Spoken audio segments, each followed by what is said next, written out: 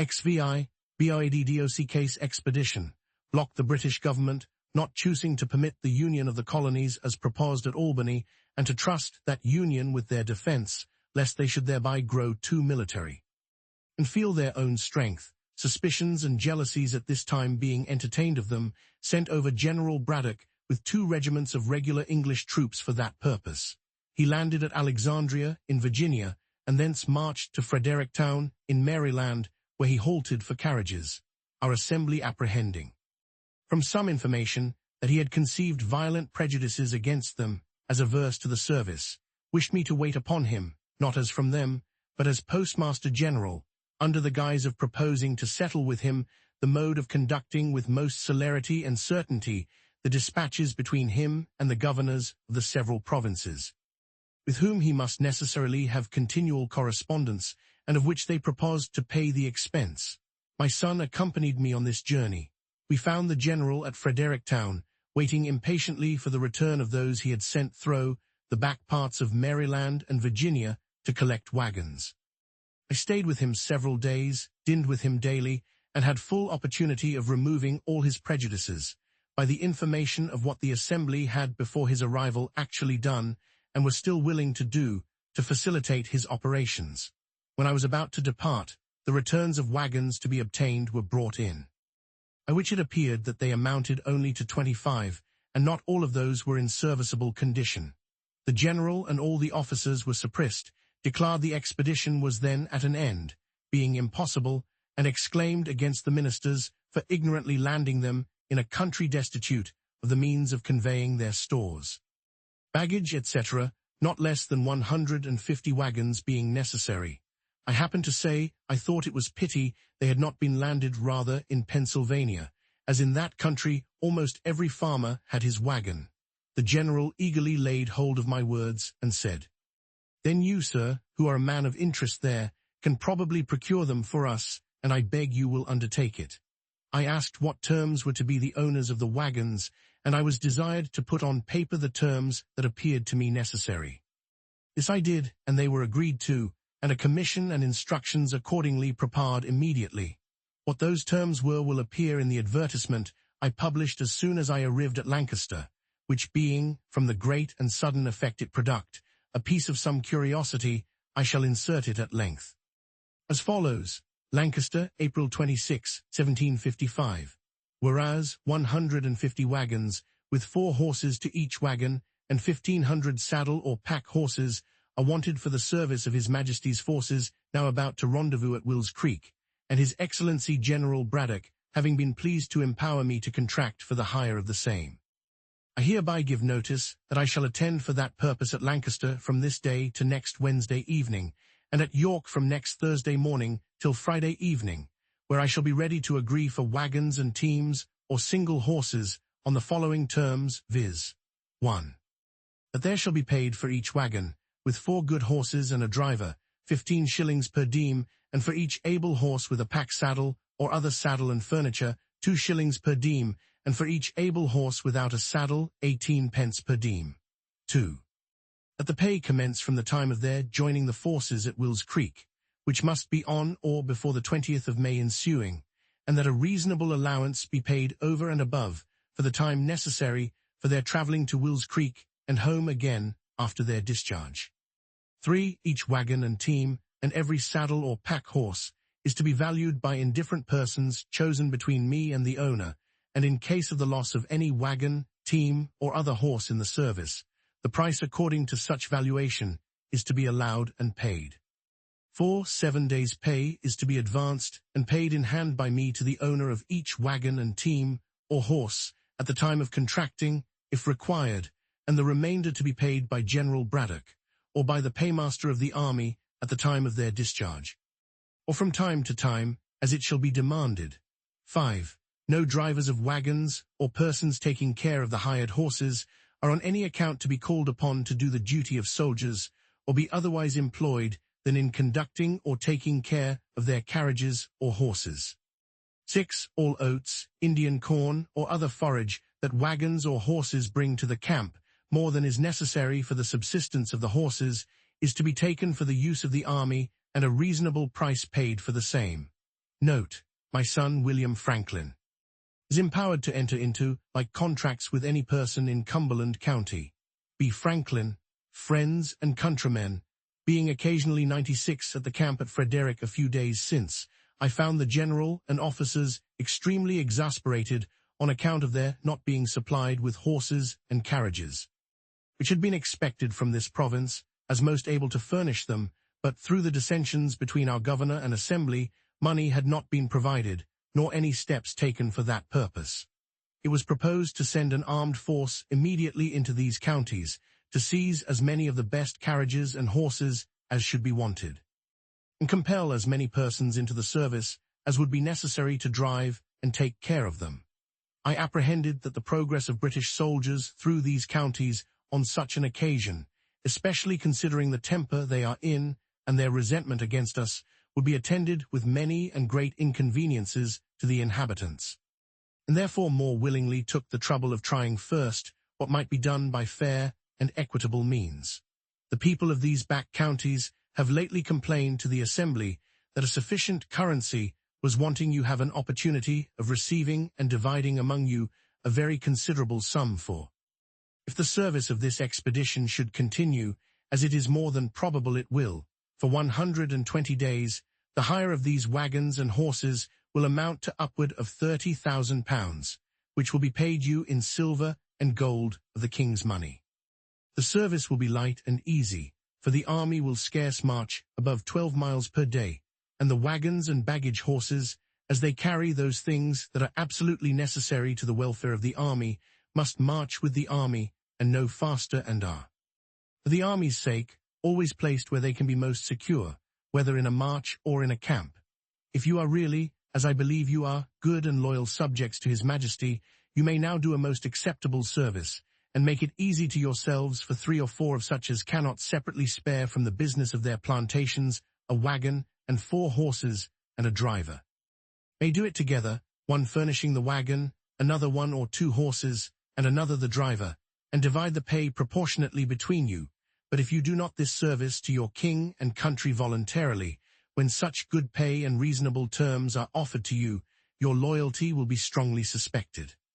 The king's business must be done. So many brave troops, come so far for your defense, must not stand idle through your backwardness to do what may be reasonably expected from you. Wagons and horses must be had. Violent measures will probably be used, and you will be left to seek for a recompense where you can find it. In your case, perhaps, be little pitied or regarded. I have no particular interest in this affair, as, except the satisfaction of endeavoring to do good, I shall have only my labor for my pains, if this method of obtaining the wagons and horses is not likely to succeed. I am obliged to send word to the general in 14 days, and I suppose Sir John St. Clair, the hussar, with a body of soldiers, will immediately enter the province for the purpose, which I shall be sorry to hear, because I am very sincerely and truly your friend and well-wisher. B. Franklin, I received of the general about £800 to be dispersed in advance money to the wagon owners, etc., but that sum being insufficient, I had banked upward of £200 more, and in 2 weeks the 150 wagons, with 259 carrying horses, were on their march for the camp. The advertisement promised payment according to the valuation, in case any wagon or horse should be lost. The owners, however, alleging they did not know General Braddock, or what dependence might be had on his promise, insisted on my bond for the performance, which I accordingly gave them.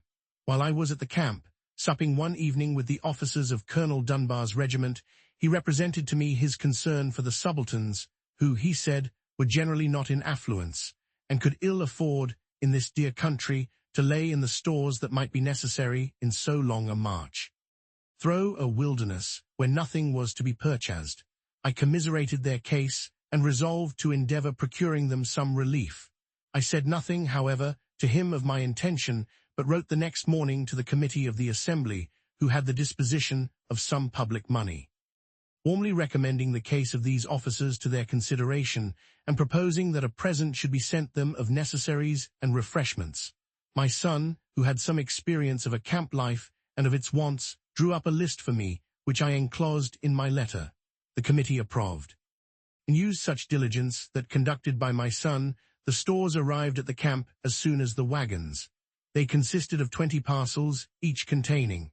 These 20 parcels, well packed, were placed on as many horses, each parcel with the horse being intended as a present for one officer.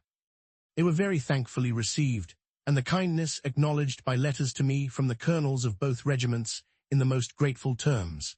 The general, too, was highly satisfied with my conduct in procuring him the wagons, etc., and readily paid my account of disbursements, thanking me repeatedly, and requesting my father assistance in sending provisions after him. I undertook this also, and was busily employed in it till we heard of his defeat, advancing for the service of my own money upwards of £1,000 sterling, of which I sent him an account. It came to his hands, luckily for me, a few days before the battle, and he returned me immediately an order on the paymaster for the round sum of £1,000, leaving the remainder to the next account. I consider this payment as good luck, having never been able to obtain that remainder, of which more hereafter. This general was, I think, a brave man, and might probably have made a figure as a good officer in some European war. But he had too much self-confidence, too high an opinion of the validity of regular troops, and too mean a one of both Americans and Indians. George Croghan, our Indian interpreter, joined him on his march with 100 of those people, who might have been of great use to his army as guides, scouts, etc., if he had treated them kindly, but he slighted and neglected them, and they gradually left him. In conversation with him one day, he was giving me some account of his intended progress. After taking Fort Duquesne, 97, says he, I am to proceed to Niagara, and having taken that, to Frontenac, 98, if the season will allow time, and I suppose it will, for Duquesne can hardly detain me above 3 or 4 days, and then I see nothing that can obstruct my march to Niagara. Having before revolved in my mind the long line his army must make in their march by a very narrow road, to be cut for them through the woods and bushes, and also what I had read of a former defeat of 1,500 French, who invaded the Iroquois country. I had conceived some doubts and some fears for the event of the campaign, but I ventured only to say, to be sure, sir, if you arrive well before Duquesne, with these fine troops, so well provided with artillery, that place not yet completely fortified, and as we hear, with no very strong garrison, can probably make but a short resistance. The only danger I apprehend of obstruction to your march is from ambuscades of Indians, who, by constant practice, are dexterous in laying and executing them, and the slender line, near 4 miles long, which your army must make, may expose it to be attacked by surprise in its flanks, and to be cut like a thread into several pieces, which from their distance cannot come up in time to support each other. He smiled at my ignorance, and replied, These savages may, indeed, be a formidable enemy to your raw American militia, but upon the King's regular and disciplined troops, sir, it is impossible they should make any impression. I was conscious of an impropriety in my disputing with a military man in matters of his profession, and said no more. The enemy, however, did not take the advantage of his army, which I apprehended its long line of march exposed it to, but let it advance without interruption till within 9 miles of the place, and then, when more in a body for it, had just passed a river, where the front had halted till all were come over, and in a more open part of the woods than any it had passed, attacked its advanced guard by heavy fire from behind trees and bushes, which was the first intelligence the general had of an enemy's being near him. This guard being disordered, the general hurried the troops up to their assistance, which was done in great confusion, through wagons, baggage, and cattle, and presently the fire came upon their flank. The officers, being on horseback, were more easily distinguished, picked out as marks, and fell very fast, and the soldiers were crowded together in a huddle, having or hearing no orders, and standing to be shot at till 2/3 of them were killed, and then, being seized with a panic, the whole fled with precipitation. The wagoners took each a horse out of his team, and scampered. Their example was immediately followed by others, so that all the wagons, provisions, artillery, and stores were left to the enemy. The general, being wounded, was brought off with difficulty. His secretary, Mr. Shirley, was killed by his side, and out of 86 officers, 63 were killed or wounded, and 714 men killed out of 1,100. These 1,100 had been picked men from the whole army, the rest had been left behind with Colonel Dunbar, who was to follow with the heavier part of the stores, provisions, and baggage. The flyers, not being pursued, arrived at Dunbar's camp, and the panic they brought with them instantly seized him and all his people, and though he had now above 1,000 men, and the enemy who had beaten Braddock did not at most exceed 400 Indians and French together. Instead of proceeding and endeavoring to recover some of the lost honor, he ordered all the stores, ammunition, etc., to be destroyed, that he might have more horses to assist his flight towards the settlements and less lumber to remove. He was there met with requests from the governors of Virginia, Maryland, and Pennsylvania that he would post his troops on the frontier, so as to afford some protection to the inhabitants, but he continued his hasty march through all the country, not thinking himself safe till he arrived at Philadelphia, where the inhabitants could protect him. This whole transaction gave us Americans the first suspicion that our exalted ideas of the prowess of British regulars had not been well founded. 99. In their first march, too, from their landing till they got beyond the settlements, they had plundered and stripped the inhabitants, totally ruining some poor families, besides insulting, abusing, and confining the people if they remonstrated. This was enough to put us out of conceit of such defenders, if we had really wanted any. How different was the conduct of our French friends in 1781, who, during a march through the most inhabited part of our country from Rhode Island to Virginia, near 700 miles, occasioned not the smallest complaint for the loss of a pig, a chicken, or even an apple. Captain Orme, who was one of the general's aides-de-camp, and being grievously wounded, was brought off with him, and continued with him to his death, which happened in a few days, told me that he was totally silent all the first day, and at night only said, "Who would have thought it?" That he was silent again the following day, saying only at last, "We shall better know how to deal with them another time," and died in a few minutes after. The secretary's papers, with all the general's orders, instructions, and correspondence, falling into the enemy's hands, they selected and translated into French a number of the articles, which they printed to prove the hostile intentions of the British court before the declaration of war. Among these, I saw some letters of the general to the ministry, speaking highly of the great service I had rendered the army and recommending me to their notice. David Hume, 102, who was some years after secretary to Lord Hertford, when minister in France, and afterward to General Conway, when Secretary of State, told me he had seen among the papers in that office letters from Braddock highly recommending me. But the expedition having been unfortunate, my service, it seems, was not thought of much value. For those recommendations were never of any use to me. As to rewards from himself, I asked only one, which was, that he would give orders to his officers not to enlist any more of our bought servants, and that he would discharge such as had been already enlisted. This he readily granted. And several were accordingly returned to their masters, on my application. Dunbar, when the command devolved on him, was not so generous. He being at Philadelphia, on his retreat, or rather flight, I applied to him for the discharge of the servants of 3 poor farmers of Lancaster County that he had enlisted, reminding him of the late general's orders on that head. He promised me that, if the masters would come to him at Trenton, where he should be in a few days on his march to New York, he would there deliver their men to them. They accordingly were at the expense and trouble of going to Trenton. And there he refused to perform his promise, to their great loss and disappointment. As soon as the loss of the wagons and horses was generally known, all the owners came upon me for the valuation which I had given bond to pay. Their demands gave me a great deal of trouble.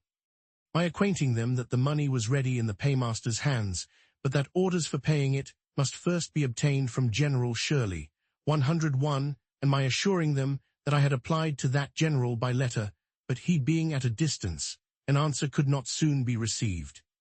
And they must have patience. All this was not sufficient to satisfy, and some began to sue me. General Shirley at length relieved me from this terrible situation by appointing commissioners to examine the claims and ordering payment. They amounted to near £20,000, which to pay would have ruined me. Before we had the news of this defeat, the 2 doctors' bond came to me with a subscription paper for raising money to defray the expense of a grand firework, which it was intended to exhibit at a rejoicing on receipt of the news of our taking Fort Duquesne. I looked grave, and said it would, I thought, be time enough to prepare for the rejoicing when we knew we should have occasion to rejoice. They seemed surprised that I did not immediately comply with their proposal. "Why the D.L., says one of them, you surely don't suppose that the fort will not be taken?" "I don't know that it will not be taken, but I know that the events of war are subject to great uncertainty." I gave them the reasons of my doubting. The subscription was dropped, and the projectors thereby missed the mortification they would have undergone if the firework had been prepared. Dr. Bond, on some other occasion afterward, said that he did not like Franklin's forebodings. Governor Morris, who had continually worried the Assembly with message after message before the defeat of Braddock, to beat them into the making of acts to raise money for the defense of the province without taxing, among others, the proprietary estates, and had rejected all their bills for not having such an exempting clause, now redoubled his attacks with more hope of success, the danger and necessity being greater. The Assembly, however, continued firm, believing they had justice on their side, and that it would be giving up an essential right if they suffered the governor to amend their money bills. In one of the last, indeed, which was for granting £50,000, his proposed amendment was only of a single word. The bill expressed that all estates, real and personal, were to be taxed, those of the proprietaris no excepted. His amendment was, fortunately, a small but very material alteration.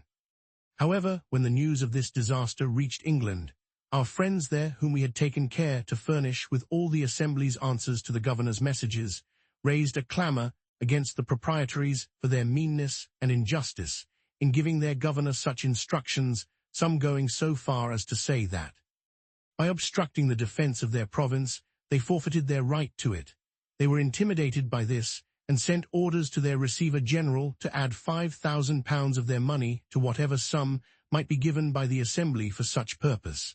This, being notified to the House, was accepted in lieu of their share of a general tax, and a new bill was formed with an exempting clause, which passed accordingly. By this act, I was appointed one of the commissioners for disposing of the money, £60,000.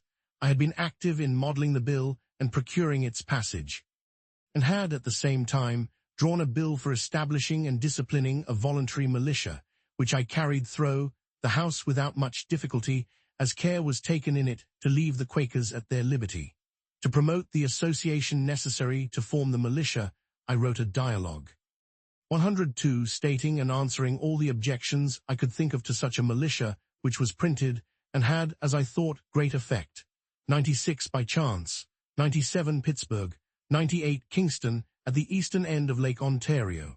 99 other accounts of this expedition and defeat may be found in Fiske's Washington and His Country, or Lodge's George Washington, Vol. 100, a famous Scotch philosopher and historian 1711-1776, 101 Governor of Massachusetts and Commander of the British forces in America.